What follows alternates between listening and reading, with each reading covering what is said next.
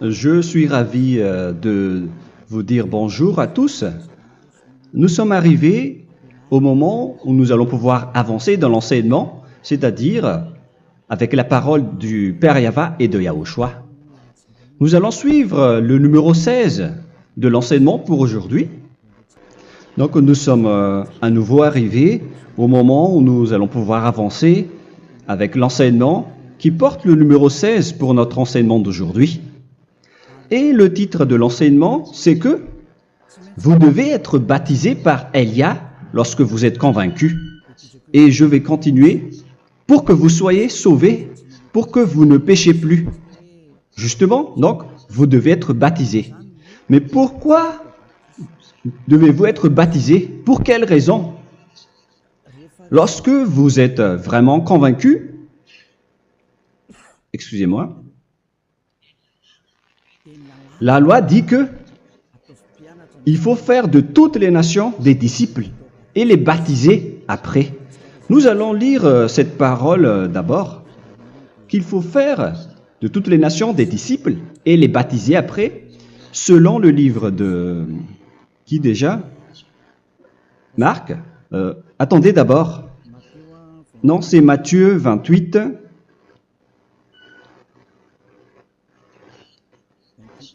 « 28, versets 19 et 20.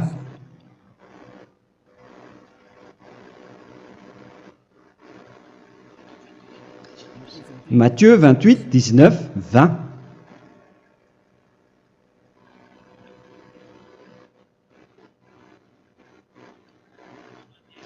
Allez, faites de toutes les nations des disciples.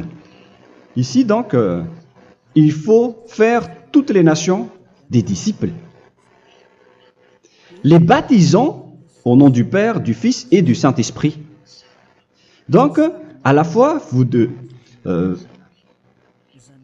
il faut les enseigner à observer tout ce que je vous ai prescrit. Donc, en enseignant une personne, c'est comme ce que Elia fait en ce moment. Après, donc, il faut baptiser cette personne qui est convaincue par l'enseignement.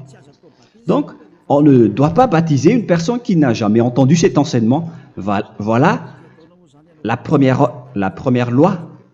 Ce n'est pas logique de baptiser une personne qui ne connaisse rien de l'enseignement.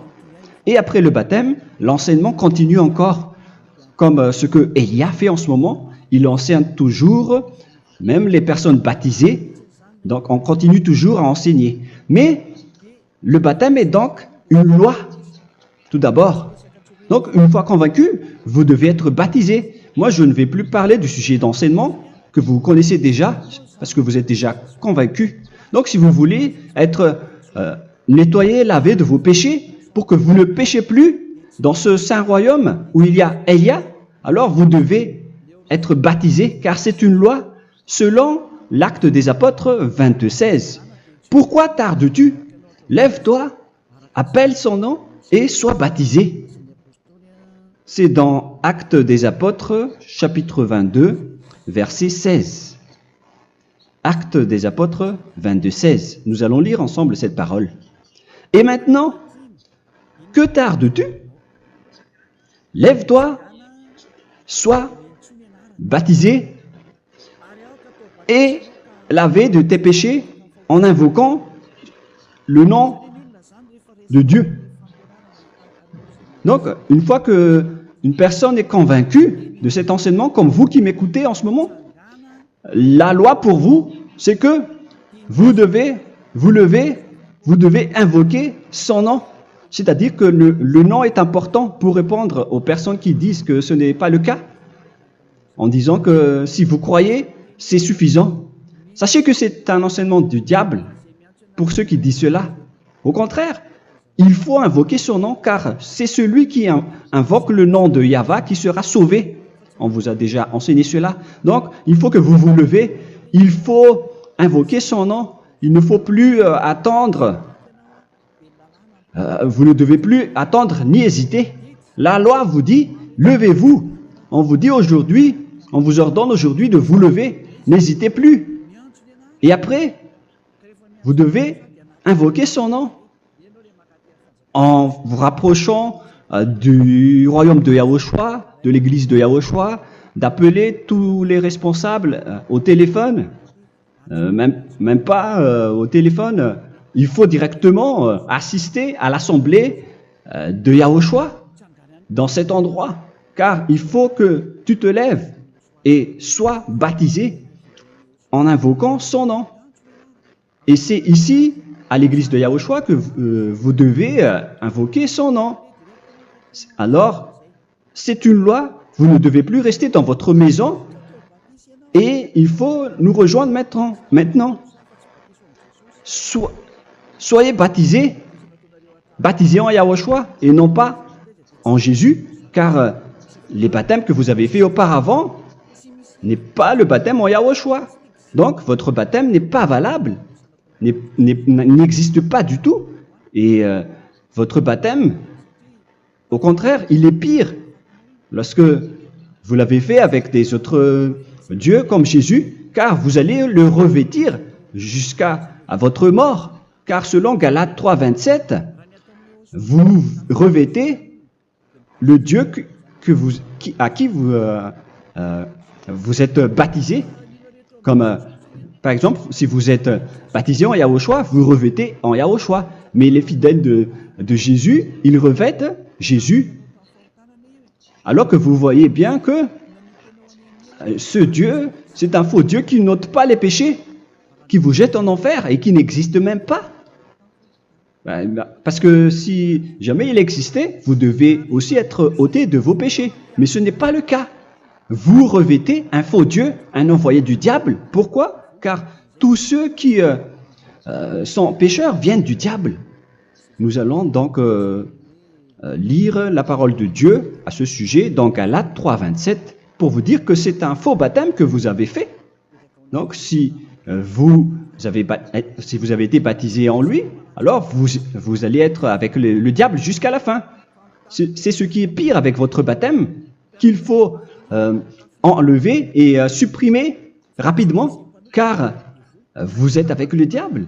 Les pécheurs viennent du diable et ce faux Dieu, il vous rend toujours pécheur jusqu'à maintenant. Il vous encourage de rester pécheur non méritant. Ça vient d'où? Ça vient de qui? Ce faux Dieu-là, à ce sujet, ils viennent du diable, car les pécheurs viennent du diable. Ce faux Dieu qui n'existe même pas, ce n'est qu'un collaborateur du diable. C'est dans Galates 3, 27. Je vous donne la parole en vous disant qu'il faut fuir rapidement de cet endroit qui ne vous convient pas. Le dernier baptême, ce sera pour le 8 mars 2026 à Madagascar. Et après, il n'y aura plus de baptême ici. Galates 3, 27. Vous tous qui avez été baptisés en Yahushua, par exemple, alors vous avez revêtu Yahushua. Voilà la parole. Donc, si vous avez été baptisés en Jésus, alors vous revêtez Jésus. Comme avec votre dernier baptême, vous allez toujours revêtir celui-là. Et ce vêtement ne sera jamais ôté tant que vous ne vous rapprochez pas de Élia. C'est lui uniquement qui peut vous enlever de ce baptême, de ce Jésus qui vous rend pécheur. Un collaborateur du diable et qui vient du diable. C'est dans 1 Jean, pour vous dire, est-ce que vous pouvez toujours rester dans votre ancien baptême après tout ce schéma? 1 Jean, chapitre 3, verset 8. 1 Jean 3, 8. C'est où déjà? Celui qui pêche est du diable, car le diable pêche dès le commencement. Vous voyez? Et voilà ce qui est pire. C'est votre Dieu même qui vous rend pécheur et qui vous dit que vous devez être pécheur. C'est lui-même, à ce sujet-là, qui vient du diable. C'est vraiment pire ce schéma, car il s'agit d'un envoyé du diable qui vient du diable. Un envoyé du diable. C'est-à-dire que ce schéma vient du diable. La parole est directe et droite. S'il n'est pas du diable, il vous aurait déjà dû il vous aurait déjà ôté de vos péchés. Mais ce sont les diables qui rendent pécheurs les gens, car ce sont les chefs du péché, les diables. La parole est claire ici. Celui qui pêche est du diable. le fils du diable est du diable. Le fils de Dieu est un Dieu. Le fils de l'homme est un homme. Et celui qui vient du diable est du diable comme lui. Lui, il vous a rendu pécheur pendant plus de 2000 ans. Il vous a jeté en enfer. C'est pourquoi on vous dit de quitter cet endroit et ce Jésus qui sera toujours collé à vous, à votre corps, qui est enterré dans votre peau. Vous ne serez jamais débarrassé de lui tant que vous ne vous rapprochez pas de Élia pour être baptisé en Yahushua, pour que ce sale vêtement venant du diable soit ôté de vous et qu'après vous allez être revêtu d'un nouveau vêtement qui est merveilleux, qui est Yahushua. Alors choisissez votre vêtement. Vous allez toujours être Jésus qui est déjà collé à vous, et une fois mort, vous irez en enfer, car il est déjà collé à vous. Soit vous l'enlevez directement à travers le baptême avec Élia. Le rendez-vous, c'est pour le 8 mars 2026. Vous allez être baptisé par Élia pour l'enlever, car ça n'existe pas du tout. C'est une tromperie pour vous. Ce n'est même pas un baptême. C'était le fait de faire entrer du diable à l'intérieur de vous. Si vous voulez être libéré de cela, vous devez vous rapprocher de Élia à travers le baptême pour que la parole soit bien placée dans Actes des Apôtres 22:16. Revoyons cette parole. Actes des Apôtres 22, quel verset déjà? 22:16. Voilà. Et maintenant, que tardes-tu? Lève-toi. Voilà l'ordre pour vous. Lève-toi, ne tarde plus. En invoquant son nom. C'est un ordre. Invoque son nom. Et sois baptisé et lavé de tes péchés. Car celui qui t'a rendu pécheur, c'est Jésus ou Jesus. Alors si tu ne veux plus pécher, alors enlève Jésus ou Jesus de toi avec le vêtement que tu as reçu lors de ton baptême avec lui. Il faut l'enlever, sinon tu ne seras jamais sauvé et épargné, car c'est déjà devenu un vêtement collé à ton corps. La seule solution pour toi, c'est de te rapprocher de Élia pour être ôté de tes péchés, car la loi est claire ici. Tu vas être lavé de tes péchés. Et c'est ici, dans cet endroit où il y a Élia, qu'il y a l'ôtement du péché. Pourquoi vous êtes ôté de vos péchés? Pour quelle raison? D'abord, vous êtes déjà lavé à travers le baptême. On vous nettoie. Et une fois nettoyé, une fois lavé, qu'est-ce qui se passe à ce moment-là? Pour que les gens ne pêchent plus en vrai. Car toutes les personnes qui sont baptisées en Yahushua revêtent Yahushua. Vous êtes mariés à Yahushua. Et c'est à travers ce baptême, après votre baptême, c'est à partir de là, après avoir suivi toutes ces lois, car le baptême c'est une loi. Lorsque vous êtes convaincu, après avoir écouté l'enseignement, vous décidez de quitter le faux Dieu qui vous rend pécheur. Alors, vous êtes baptisé, vous allez revêtir Yahushua pour quitter le faux Dieu qui vous rend pécheur. Donc, après le baptême en Yahushua, vous revêtez Yahushua. Vous avez été lavé, vous êtes bien propre et pur. Vous êtes sorti comme une personne originale qui est merveilleux, très merveilleux devant le Dieu d'Abraham. Vous êtes complètement purifié jusqu'à votre fond de conscience à travers ce baptême venant du sang de Yahushua qui vous nettoie jusqu'au fond de toutes vos pensées, car le baptême marque la mort de Yahushua. Yahushua est mort pour vous verser son sang pour vous.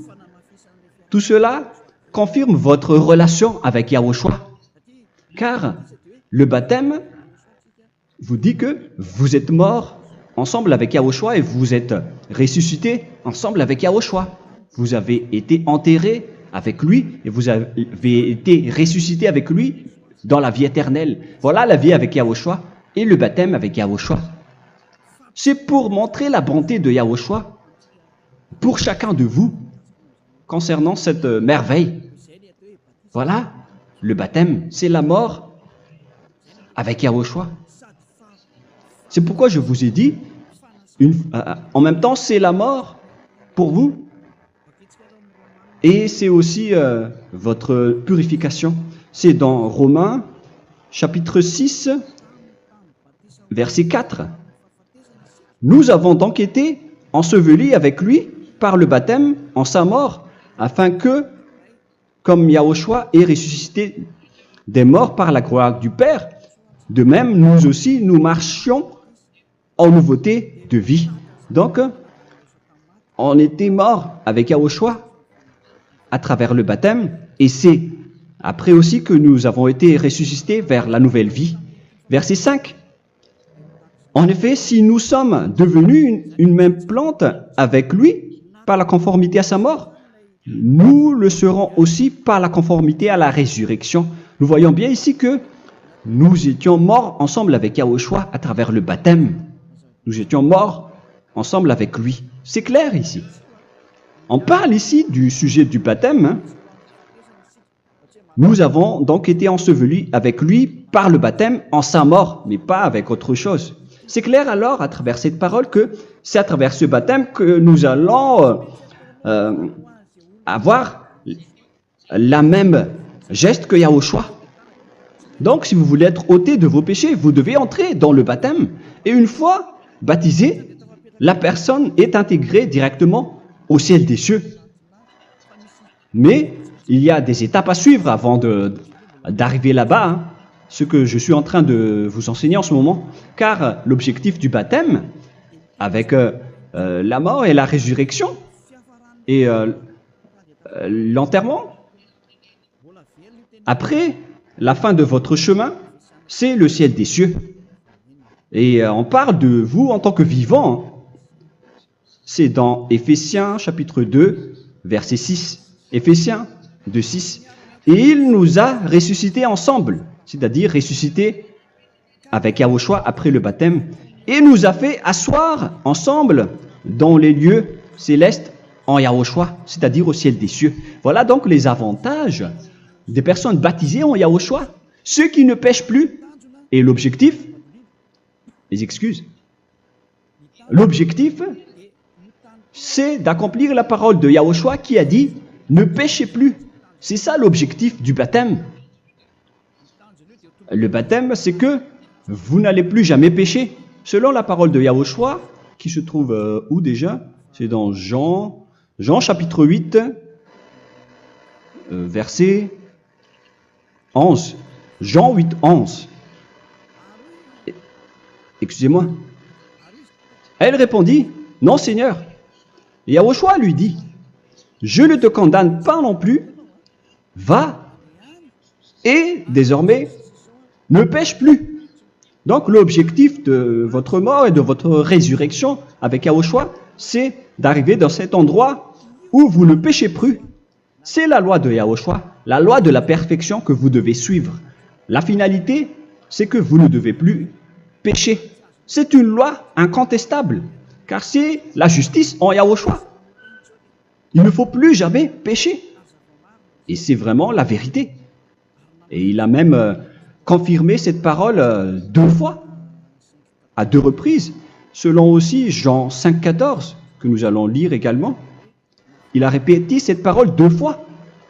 Depuis, Yahushua le trouva dans le temple et lui dit, « Voici, tu as été guéri. Ne pêche plus. » Excusez-moi. Ne pêche plus, de peur qu'il ne t'arrive quelque chose de pire. Donc il ne faut plus rappeler vos péchés, sinon le pire va vous arriver. Et vous voyez, vous, les personnes pécheurs qui m'écoutez en ce moment, où est votre finalité? Est-ce que c'est bien? Réfléchissez. Les personnes parfaites, ce sont les personnes qui ne pêchent plus. Contrairement à vous qui dites que vous êtes toujours des pécheurs qui ne méritent pas le ciel des cieux. Vous l'avez dit par vous-même. Mais maintenant, Élia vous appelle. Vous allez mériter le ciel des cieux si vous vous repentez et si vous acceptez le baptême en Yahushua. Pourquoi? Pour quelle raison? Car vous n'allez plus jamais pécher. Par quel moyen? C'est par le programme du Père Yahva. Car une fois que la personne est baptisée, la personne boit le Saint-Esprit. Il y a donc un esprit qui va être abreuvé, qui va être bu, comme une source illimitée dans son ventre, selon la Sainte Écriture. C'est dans Jean chapitre 7, si je ne me trompe pas. Où se trouve ce verset, les enfants? Si vous le trouvez, la parole qui parle de la source qui est illimitée, c'est dans Jean 7, 37 que nous allons lire ensemble. Le dernier jour, le grand jour de la fête, Yahushua, se tenant debout, s'écria, « Si quelqu'un a soif, qu'il vienne à moi et qu'il boive. » Verset 28. « Celui qui croit en moi, des fleuves d'eau vive couleront de son sein, selon, comme dit l'Écriture. » Il y aura donc de l'eau vive qui couleront dans son ventre. Verset 39. Il dit cela de l'Esprit qui devait recevoir ceux qui croyaient en lui, car l'Esprit n'était pas encore, parce que Yahushua n'avait pas encore été glorifié. On reçoit donc un Esprit venant de Yahushua pour ceux qui le croient et qui sont baptisés. Et on le reçoit vraiment lors du baptême. C'est dans le livre de 1 Corinthiens que nous allons lire, dans le chapitre 12. Quel verset déjà? On doit chercher un peu. 12 et 13. 1 Corinthiens, chapitre 12, versets 12 et 13. Car comme le corps est un et a plusieurs membres, et comme tous les membres du corps, malgré le nombre, ne forment qu'un seul corps, ainsi en est-il Yahushua. Nous avons tous en effet été baptisés dans un seul esprit, pour former un seul corps, soit juif, soit grec, soit esclave, soit libre. Et nous avons tous été abreuvés d'un seul esprit.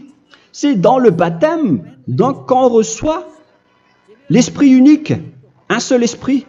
Donc, si vous êtes baptisé en Yahushua, vous abreuvez l'esprit venant de Elia, venant de Yahushua. Vous abreuvez un seul esprit venant de moi, un esprit non pécheur et qui vous rend non pécheur. Donc, tout le monde boit un seul esprit selon la Sainte Écriture. Nous avons tous en effet été baptisés dans un seul esprit. Vous recevez donc ce seul esprit à travers le baptême. Et qu'est-ce qui se passe après?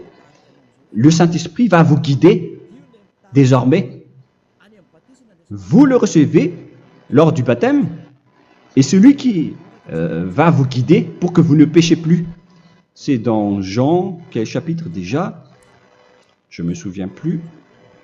C'est dans le chapitre 14, peut-être. 14, 23.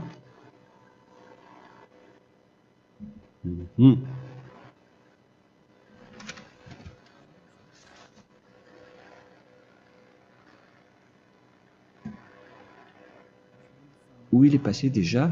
La parole qui parle de l'esprit qui nous guide. Mais je ne me souviens plus lorsqu'on en a besoin. Où est cette parole, les enfants? Où se trouve cette parole? Oui, c'est 14, 26. Jean, chapitre 14, verset 26. Mais le Consolateur, l'Esprit Saint, que le Père enverra en mon nom, vous enseignera toutes choses et vous rappellera tout ce que je vous ai dit. La parole de Dieu précise bien ici que le Saint-Esprit, qui est le consolateur, à la fois donc il est consolateur, il est envoyé par le Père en mon nom, il vous enseignera toutes choses et vous rappellera tout ce que je vous ai dit. C'est le Saint-Esprit donc qui vous enseigne, qui vous guide avec toutes les choses que vous avez besoin dans votre relation avec Yahushua. C'est lui qui est le vrai enseignant, le vrai guide, qui vous guide dans votre chemin. C'est dans Jean 16, 13, peut-être. C'est dans Jean 16, 13 que nous allons lire ensemble. quand le consolateur sera venu, l'Esprit de la vérité, il vous conduira dans toute la vérité. Il vous conduit, il vous guide, il vous enseigne en même temps. Et à quel moment vous allez faire du mal à ce moment-là? Car en tant que consolateur, il vous frappe, il vous gronde. Il vous gronde à travers votre esprit, à travers votre conscience. Et c'est vraiment dur. Hein. Vaut mieux être attrapé par un taureau que d'être attrapé par sa conscience. Donc c'est à travers votre conscience qu'il vous guide. Mais si vous ne voulez pas être consolé ni conseillé, si vous ne voulez pas être corrigé, vous revenez vers le mal, 7 fois plus de mal. C'est pourquoi les gens quittent Yahushua, car ils ne veulent pas être consolés et guidés par le Saint-Esprit venant de Yahushua. C'est pourquoi les gens quittent et abandonnent Yahushua, car ils veulent toujours continuer à faire du mal. Mais si une personne veut vraiment être avec Yahushua, avec son cœur, cette personne ne sait plus faire aucun mal. Il ne sait plus faire ça, car elle est déjà guidée par le Saint-Esprit. Quels sont alors les fruits du Saint-Esprit, le résultat du Saint-Esprit avec une personne? Mais le Saint-Esprit existe bien, ainsi que ses résultats. Voilà. Nous allons voir d'ailleurs les fruits du Saint-Esprit. C'est dans quel verset, les enfants? Je ne me souviens pas non plus. Je vais également donc la rechercher. Nous allons voir un peu les fruits du Saint-Esprit que je vais rechercher rapidement et chercher un peu. Celui ou celle qui le voit en premier, vous me le dites directement la réponse.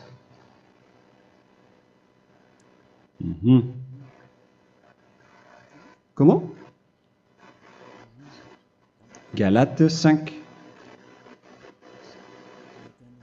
Galates 5. Nous allons lire à partir du verset 19 et 20. Non, on va commencer à partir du verset 22. Galates 5, 22. Mais le fruit de l'esprit, c'est l'amour, la joie, la paix, la patience, la bonté, la bénignité, la fidélité. Vous voyez? Vous marchez dans la droiture et dans la vérité directement. La douceur, la tempérance, la loi n'est pas contre ces choses. Vous voyez? Les gens ne vont plus dans le mauvais sens. Mais les gens qui n'ont pas le Saint-Esprit, voilà ce qu'ils font. Dans le verset 19 et 20. Or, les œuvres de la chair sont manifestes avec les personnes qui n'ont pas le Saint-Esprit, qui sont guidées par la chair. Ce sont l'impudicité, l'impureté, la dissolution, l'idolâtrie. Vous avez tous fait cela. La magie, les inimités, les querelles, les jalousies, les animosités, les disputes, les divisions, les sectes.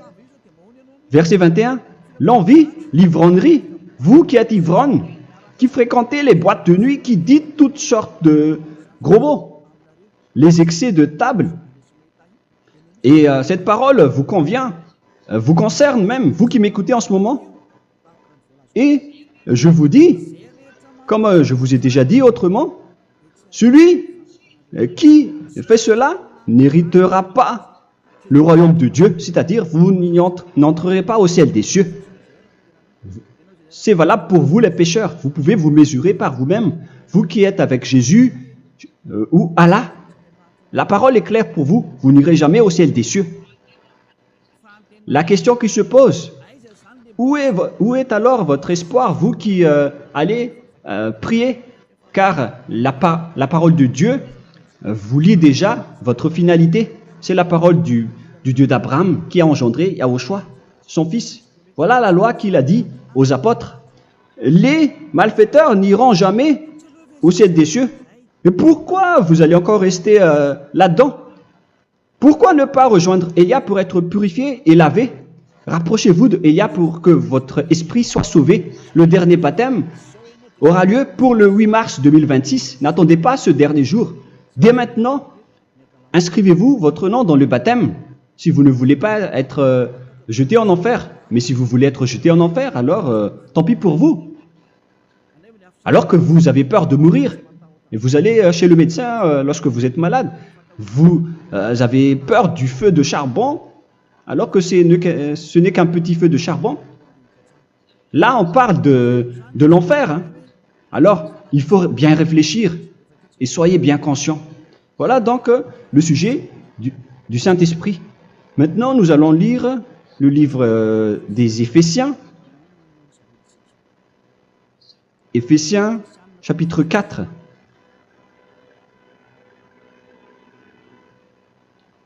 À partir de quel verset?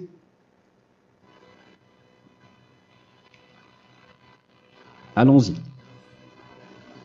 Je dois relire un peu car il y a plusieurs paroles ici. Moi, je vais vous sortir la parole qui dit que les personnes en Yahushua ne font plus aucun mal. Ah, où il est passé déjà? Ah, je l'ai perdu. Attendez d'abord. Donc, Éphésiens.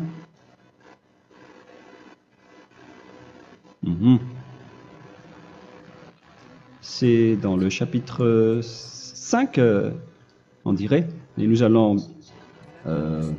voir tranquillement. Mais nous allons voir dans Galates 5,16 d'abord.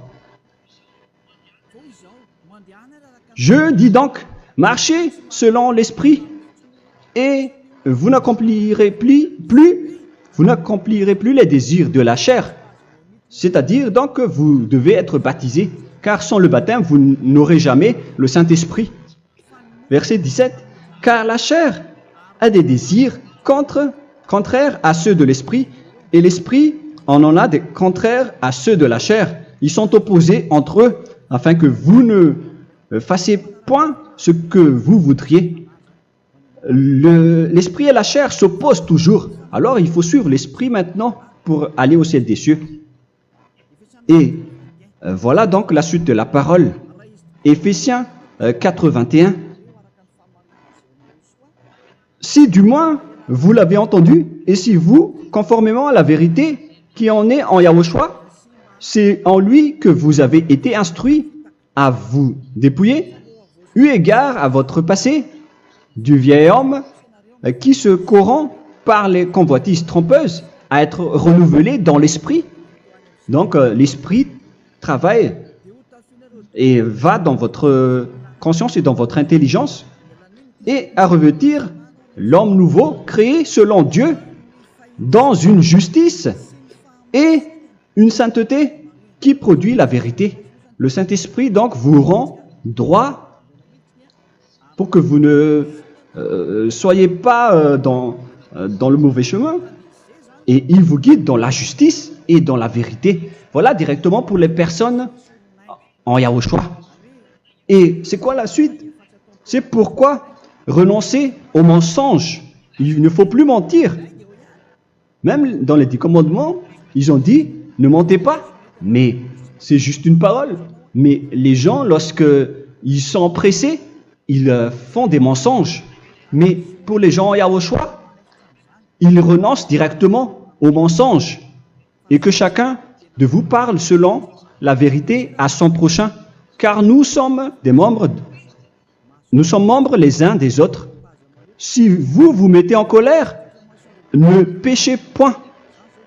Que le soleil ne se couche pas sur votre colère. Voilà toutes les lois de Yahushua qui sont guidées et qui sont ordonnées par le Saint-Esprit. Alors, ne donnez pas accès au diable. Ne mettez pas le mal dans tous vos chemins. Il faut rester sainte, vraie et parfaite. Que celui qui dérobait ne dérobe plus. Il ne faut plus donc dérober les choses.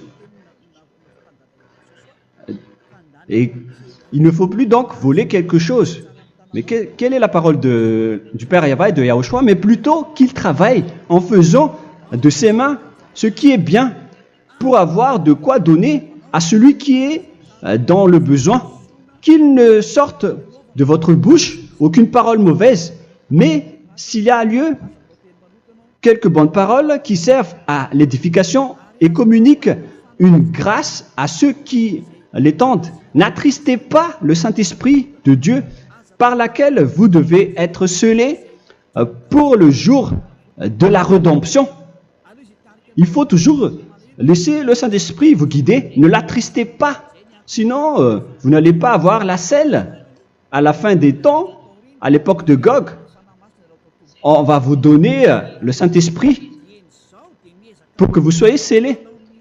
Donc c'est maintenant que vous devez déjà rendre content Yahushua. Ne laissez pas de mauvaises traces dans votre chemin et ramenez l'amour de Yahushua vers chacun de vous pour que vous soyez pour que vous seriez scellés pour avoir le Saint-Esprit que vous avez vraiment besoin pour le dernier combat dans les fins des temps. Que toute amertume et toute animosité, toute colère, toute clameur, toute calomnie,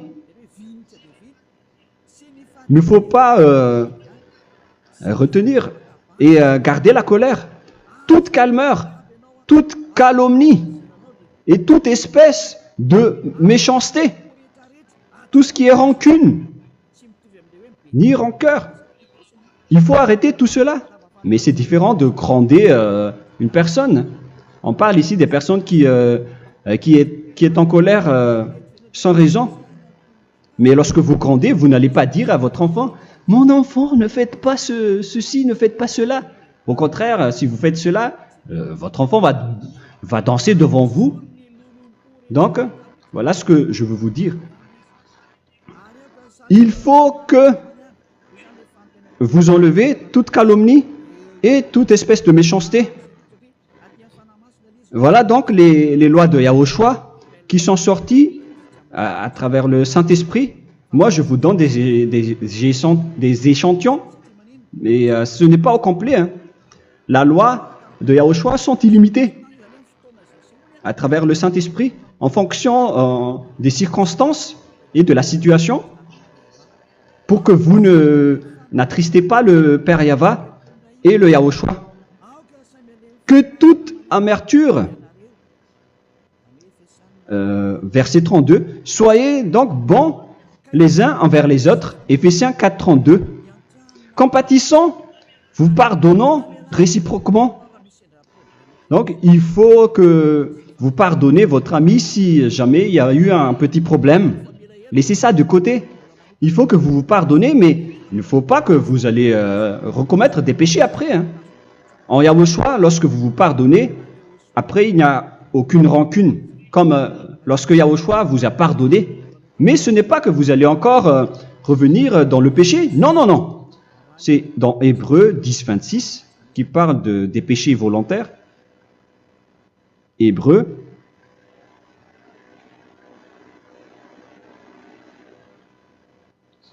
Hébreux chapitre 10. C'est bien ça, hein? Pour ceux qui s'en souviennent. Voilà, versets 26 et 27. Hébreux 10, 26, 27. Car si nous péchons volontairement, après avoir reçu la connaissance de la vérité, c'est-à-dire une personne baptisée en Yahushua, qui a été sanctifiée, rendue sainte, il ne reste plus de sacrifice pour les péchés, mais une attente terrible du jugement et l'ardeur du feu qui dévorera les rebelles. Donc, vous qui parlez que vous devez toujours commettre des péchés, voilà ce qui vous attend, parce que vous péchez volontairement. Donc, si vous péchez volontairement, alors une attente terrible du jugement et l'ardeur d'un feu va vous dévorer. Vous allez affronter la colère et le jugement avec une ardeur de colère d'un feu qui va vous dévorer. En tant que rebelle, on va vous détruire vous les ennemis, vous qui péchez volontairement. Est-ce que vous n'êtes pas encore conscient après cette parole? Vaut mieux être baptisé en Yahushua avec Elia, et après vous n'allez plus jamais pécher. Alors à vous de réfléchir, car on vous a trompé auparavant jusqu'à maintenant. On va revenir à la parole de tout à l'heure. Donc que chacun pardonne son ami et pardonnez-vous comme ce que Yahushua vous a pardonné. Voilà donc les personnes en Yahushua ne pêchent plus. Nous allons donc continuer avec le verset 5. Éphésiens chapitre 5 plutôt. Je vais encore continuer car j'ai besoin que vous l'écoutez. Éphésiens chapitre 5 verset 1. Devenez donc les imitateurs de Dieu comme des enfants bien-aimés et marchez dans la charité. Le fruit de l'esprit, c'est de l'amour, on vient de lire, à l'exemple de Yahushua qui nous a aimés et qui s'est livré lui-même à Dieu pour nous comme une offrande et un sacrifice de bonne odeur. Verset 3. Regardez ces lois. Que l'impudicité, qu'aucune espèce d'impureté et que la cubicité ne soit même pas nommée parmi vous, ainsi qu'il convient à des saints. C'est bien clair alors ici qu'il ne faut pas faire l'impudicité ou parler de tout ce qui est adultère, impudicité, qu'aucune espèce d'impureté, tout ce qui est impur, l'abomination, la profanation et tout ce qui parle autour de ce sujet, n'en parlez jamais. Et que la cupidité ne soit pas nommée parmi vous, ainsi qu'il convient à des saints, y compris l'impudicité, l'abomination. Même juste en parler, ce n'est pas autorisé. Vous voyez que c'est vraiment différent. Lorsqu'on est en Yahushua, la cupidité, c'est-à-dire parler dans le dos des autres, qu'on n'entende ni parole de déshonnêteté, ni des propos insensés, ni des plaisanteries, choses qui sont contraires à la bienséance, qu'on entende plutôt des actions de grâce, car sachez qu'aucune impudique ou impure ou cupide, c'est-à-dire idolâtre, n'a d'héritage dans le royaume de Yahushua et de Dieu. C'est-à-dire, il ne faut pas s'allier avec les malfaiteurs.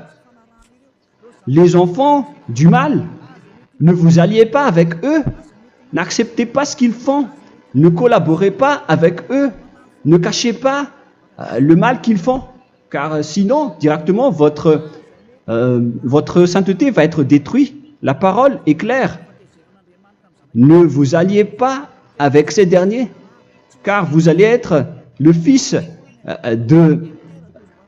du mal, qui n'est pas dans la vérité. Verset 8. Autrefois, vous étiez ténèbres, et maintenant, vous êtes lumière dans Yahushua. Marchez comme des enfants de lumière, car le fruit de la lumière consiste en toutes sortes de bonté, de justice et de vérité. Voilà, lorsqu'on est avec le Saint-Esprit, on est toujours dans la lumière, dans la bonté et dans la justice. Il faut que vous pensiez à la volonté de Yahushua, à ce qui est agréable à Yahushua. Verset 11. Et ne prenez point part aux œuvres infructueuses des ténèbres, mais plutôt condamnez-les. Ne faites pas l'alliance avec le diable. Ne faites pas l'amitié du diable. Ne faites pas des complots ou des compromis avec le mal pour les cacher. Alors, il faut plutôt les condamner, car il est honteux de dire qu'ils font en secret. Mais tout ce qui est condamné est manifesté par la lumière, car tout ce qui est manifesté est lumière. C'est pourquoi il y a la comparaison dans le Nouveau Testament pour dire, il faut que vous réveillez de votre sommeil pour que Yahushua vous illumine. Verset 14. C'est pour cela qu'il est dit, réveille-toi, toi qui dors, relève-toi d'entre les morts. Prenez donc garde de vous conduire avec circonspection. Si vous suivez donc le Saint-Esprit, vous ne faites plus aucun mal. Alors, il faut en profiter de faire du bien. Ne faites plus le fou. Et connaissez la volonté de Yahushua. Ne vous envrez pas de vin. Ce n'est plus bien de faire cela. C'est de la débauche. Soyez au contraire l'empris de l'esprit. Entraînez-vous par des psaumes et des hymnes et par des cantiques spirituels, chantant et célébrant tout votre cœur les louanges de Yahushua. Rendez continuellement grâce à toutes choses à Dieu Père au nom de notre Seigneur Yahushua. Voilà, c'est suffisant. Je viens de vous donner les lois de la Nouvelle Alliance qui n'est pas du tout associée aux 10 commandements. Ça n'a rien à voir avec les 10 commandements. Si vous avez bien écouté, j'ai dit des choses complètement différentes qui ne se trouvent pas dans les 10 commandements. Notamment le baptême, ça n'existe pas là-bas. Et donc, c'est après le baptême que vous allez abreuver le Saint-Esprit et après vous n'allez plus faire aucun mal. Nous remercions infiniment Yahushua à travers cette parole. Je suis sûr que vous êtes contents pour aller dans cet endroit où personne ne pêche plus. Alors approchez-vous de Élia, qui est l'envoyé du Père Yahva et de Yahushua. Une fois que vous suivez Élia, vous n'allez plus jamais pécher, car vous allez être avec Yahushua. C'est seulement dans ce saint royaume où il y a Ziadia Elia qu'il y a des personnes qui ne pêchent plus sur cette planète Terre. Mais les autres ne sont que des pécheurs et il y a même des voleurs et des imposteurs. Je vous souhaite le meilleur pour que vous allez inscrire votre nom dans le baptême. Inscrivez votre nom car le temps presse, le moment est proche. Il ne reste plus que environ 170 jours. Bientôt, nous allons entrer dans les 160 derniers jours, et après 150, et après 100. Il ne restera plus que 100 jours. Alors, faites le maximum d'efforts. N'attendez pas le dernier moment pour inscrire votre nom. Parce que si vous mourrez avant, qu'est-ce qui va vous arriver? Vous ne savez rien de ce qui va vous arriver avec votre esprit. C'est le diable qui vous encourage à faire du mal. Il ne veut pas que votre esprit soit sauvé, mais moi je vous dis, sauvez votre âme, n'acceptez plus. Suivez Yahushua à travers Élia qu'il a envoyé parmi vous. On m'a envoyé pour vous sauver. Alors, rapprochez-vous de lui maintenant. N'ayez plus peur de personne. Sauvez votre esprit, car les humains sont comme vous. Ils ne vous sauvent pas, ils ne peuvent pas vous sauver. Mais sachez que votre esprit va être jugé. Et sachez aussi que vous ne pouvez pas vous battre avec le Dieu d'Abraham. Alors sauvez votre esprit, rapprochez-vous de Élia, nous irons en Yahushua, car c'est à travers moi que vous pouvez l'approcher. Prions ensemble. Merci infiniment, Père Yahva, pour toutes ces paroles. C'est vraiment du salut, de la miséricorde et de la vie éternelle.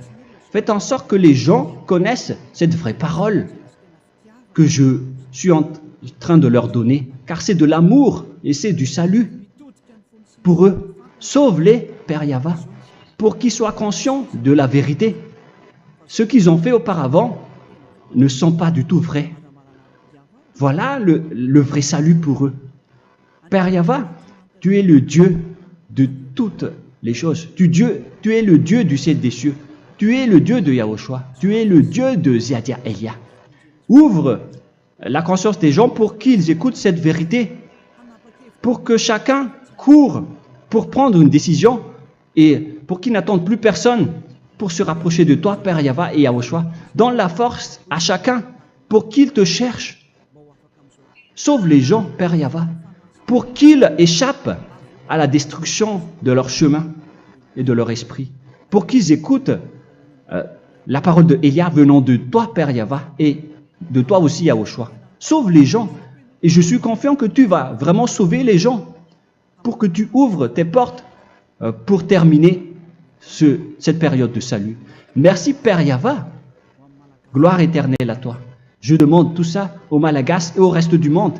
Pour les Malagasy, il reste encore quelques mois qui n'est plus beaucoup pour eux, mais pour les autres nations, ils n'ont pas aussi beaucoup de temps pour se rapprocher de toi, mais il en reste encore un peu pour eux. Gloire à toi, Père Yahweh, et au nom de toi, Yahushua, je fais toutes ces paroles. Alléluia, Amen. Voilà donc pour notre enseignement d'aujourd'hui. Que Yahushua vous bénisse et à la prochaine. Au revoir.